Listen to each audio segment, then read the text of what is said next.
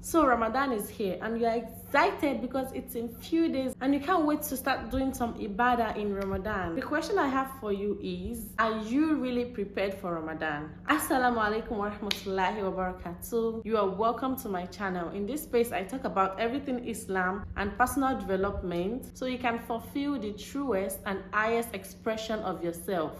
So in this video, I'm going to be telling you how to successfully transition into Ramadan. My first tip for you is to correct your intentions. You need every ajar as much as a poor person needs money. Okay, I'm just going to explain this word further. You need every reward in the month of Ramadan as much as someone that is very needy, someone that is needy, someone that is poor needs money.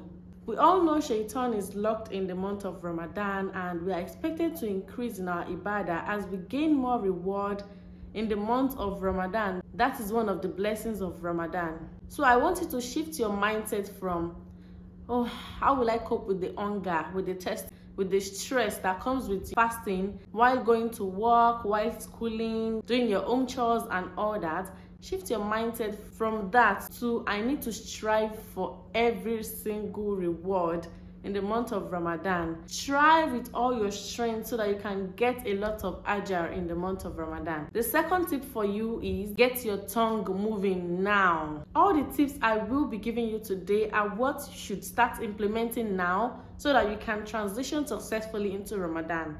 Get your tongue moving now. You're washing the dishes, you're cooking, you're just sitting or you're sweeping, you're just doing some things, you're pressing your phone. The mouth is not doing anything.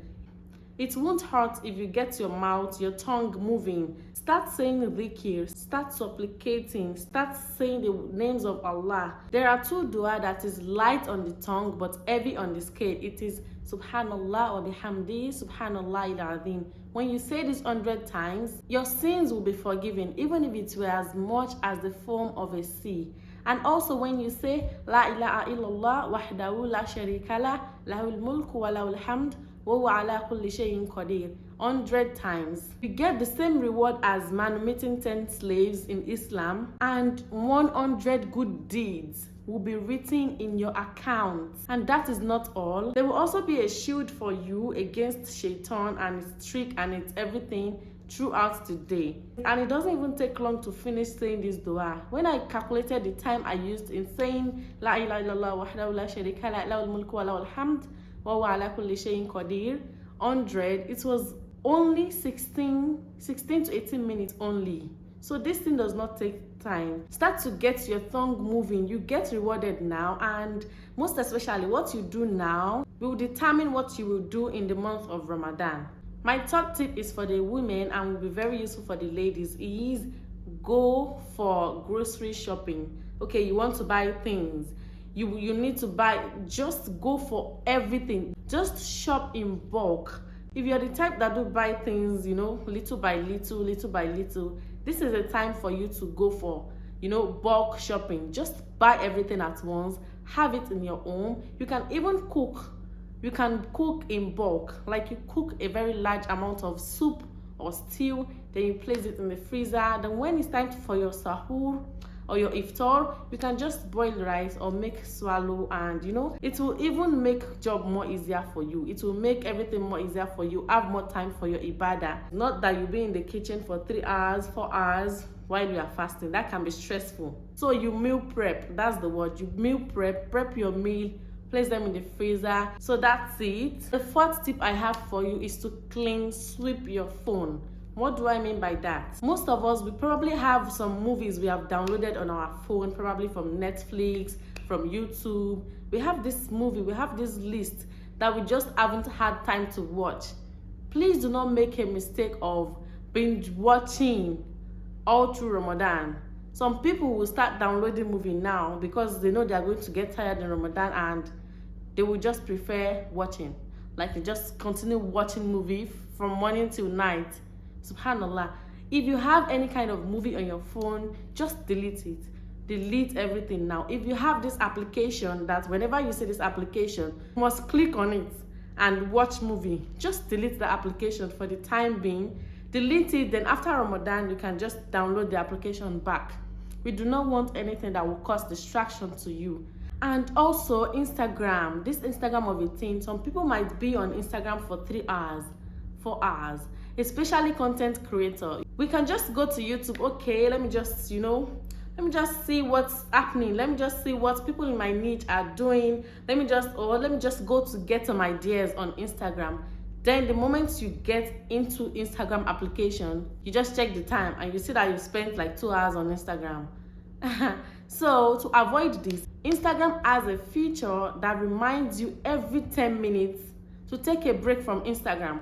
I'm going to put the, how to do that on the screen so you can see it. And you will find this very helpful in the month of Ramadan, because after 10 minutes, it's going to tell you, okay, you need to take a break now. And if you take a break, then you leave Instagram, you can also have time for other things without wasting your time on the internet. The 5th tip I have for you is to prepare your soul. How can you prepare your soul?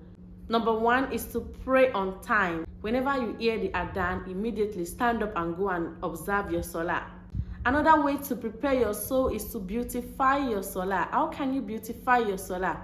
You can beautify your salah by staying long in ruku, you stay longer than what you used to do in your ruku and your sujood. Probably in your ruku, subhana rabbiyal azim, you've been saying just 3, that supplication, you've just been saying 3.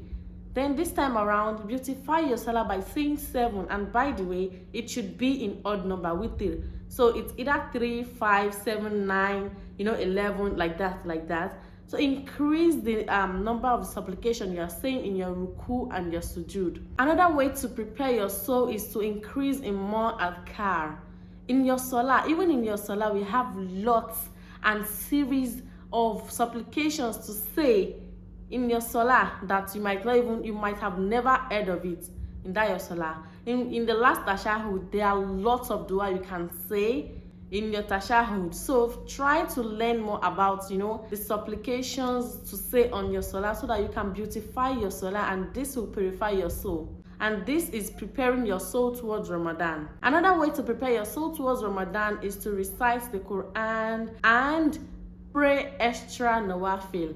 Nawafil is the extra rakat. Some might know it as nafil or nafila. So nawafil, when you pray extra nawafil, you are also preparing your soul that, hey, let me just try to do this thing so that I can, get used to it before Ramadan comes. Ramadan is already in a few days now. You start doing these things, you're preparing your soul towards the month of Ramadan, and this will make you transition successfully into the month of Ramadan. The 6th tip I have for you is to set the vibe.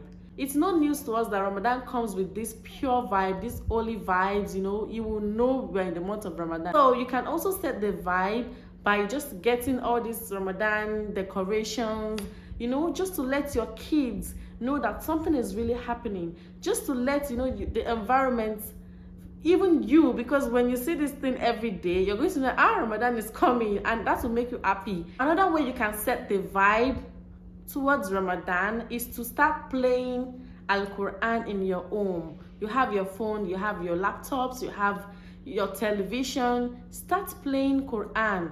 Play Surah Al-Baqarah and just leave it. Let it continue playing. Play Surah Al-Qunut. Play Surah Al-Mulk. Just play Al-Quran in your home frequently so that you can set the vibe towards Ramadan. And this is also preparing your soul, your mind, and your body towards Ramadan. Another tip for you is sincere repentance. Okay, we know that Ramadan is a month that Allah answers our prayers, especially the last 10 days of Ramadan. But even now, start asking Allah for forgiveness and repent. You have, sins you've committed. Start repenting to Allah before you get into the Ramadan. Because you should know that, okay, this Ramadan I'm going into, I've really asked Allah for forgiveness. I've repented. So I'm going to Ramadan with a clean heart. Only Allah knows if your dua is accepted. But for sure that I've asked Allah about this thing. And I'm going into Ramadan, just like a new person. I'm going into Ramadan to start all over again. The next one is to improve your character.